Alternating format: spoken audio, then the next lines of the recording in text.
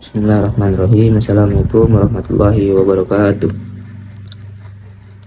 Sebelumnya perkenalkan, nama saya Firmansyah. Saya berasal dari Prodi Komunikasi dan Penyiaran Islam kelas C.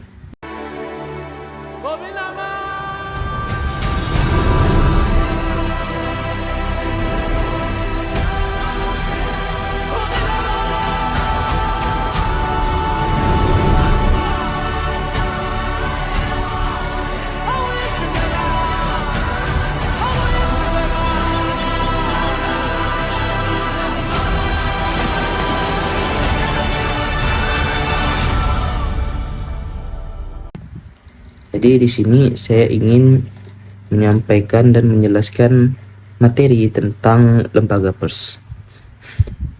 Jadi lembaga pers itu adalah suatu organisasi yang bertujuan untuk mengumpulkan, menyampaikan, dan menyebarluaskan informasi kepada publik dari berbagai media, baik itu dari surat kabar, majalah, terus kayak radio, televisi, atau bahkan platform digital.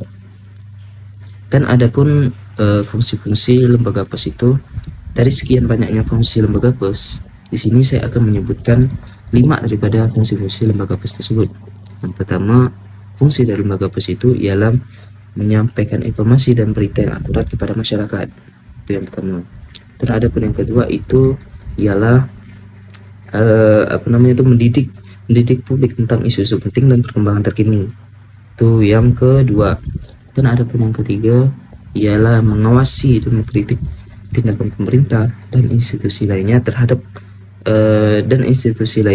untuk memastikan transparansi dan akuntabilitas. Itu yang ketiga. Dan adapun yang keempat itu ialah membuat konten yang menghibur dan menginspirasi kepada masyarakat. Ini yang keempat. Dan adapun yang kelima ialah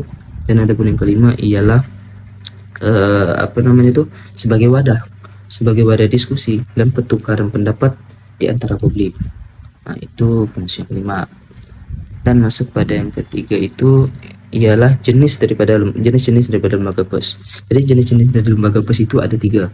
Yang pertama itu dari media cetak. Dan yang kedua ada dari media elektronik, dan yang ketiga ada dari media digital.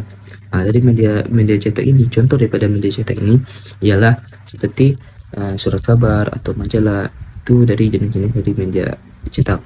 Dan ada pun yang kedua itu dari media elektronik tadi seperti TV dan radio. Nah, itu. Dan yang ketiga ada tadi dari media digital. Media digital ini contohnya seperti berita yang disampaikan dari media sosial ataupun dari link berita tertentu, dan ada pun mungkin dari blog. Nah, itu contoh dari media digital. Dan ada pun daripada tantangan yang akan dihadapi lembaga pers itu. Di sini saya akan menyebutkan 3 daripada tantangan tersebut. Yang pertama ialah ancaman. Ancaman terhadap kebebasan berpendapat dan berinformasi. Itu yang pertama. Dan yang kedua ada meningkatnya berita palsu atau hoax dan informasi yang tidak akurat. Jadi karena meningkatnya berita palsu itu sehingga informasi pun tidak akurat. Dan ada pun yang ketiga ialah perkembangan teknologi yang mengubah secara informasi itu disebarkan dan dikonsumsi. Nah, itu mungkin dari ketiga daripada tantangan lembaga pers.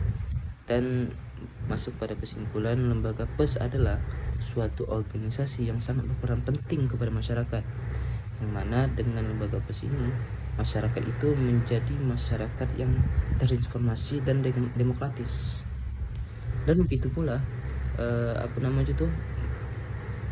walaupun dari sekian banyaknya tantangan yang dihadapi oleh lembaga pers itu, fungsi dan kontribusi daripada lembaga pers itu tetap berjalan sesuai kesehatan sosial dan politik suatu negara.